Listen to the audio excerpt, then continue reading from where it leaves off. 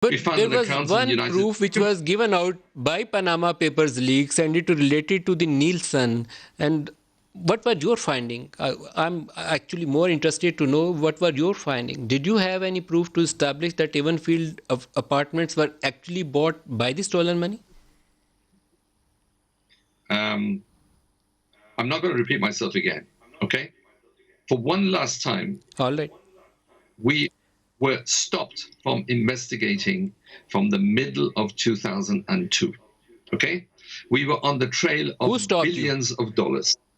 NAB, Who stopped you? they sabotaged them. NAB and the government of Pakistan, they sabotaged our efforts. They told us to remove individuals from as targets, and they did not cooperate with us, and they passed information that we had found to the crooks who were investigating. So to come and ask me about Avonfield Apartments in 2019, when we were able, simply on the basis of the judgment of the Supreme Court of Pakistan and the Accountability Court in Pakistan, to convince a judge in London to freeze the assets, to put a charge on it. In one of your recent interviews, Mr. Moussavi, you have mentioned, you have said, you have claimed that someone from the Sharif family approached you to go away, to leave the case. Who was that person?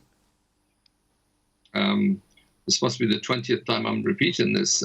Mr. Anjum purporting, and I say no more than that, alleging that he was the nephew of Nawaz Sharif, turned up and he produced as credentials half a dozen photographs and detailed information about the investigation that we've been doing. And he made one telephone call, allegedly, and I say allegedly, to Mr. Nawaz Sharif, and he had a conversation in Urdu. I don't speak Urdu. And that was the establishment of his credentials for further conversations. And those further conversations were terminated by me, not by him, or if his paymasters were indeed the Sharif family, I know not. What I do know is he came, and any reasonable person, if somebody knocks on your door and says, these are my credentials, and you look at those credentials on a prima facie basis, those credentials were convincing. And what was his offer? Sorry? What was his offer? His offer was $25 million to take it and go away. And I said, you need to talk to our lawyers and you need to put this into a consent order. And it's going to be a settlement. Take $25 million and go away. This was the offer by Sharif family through Mr. Anjum Dar.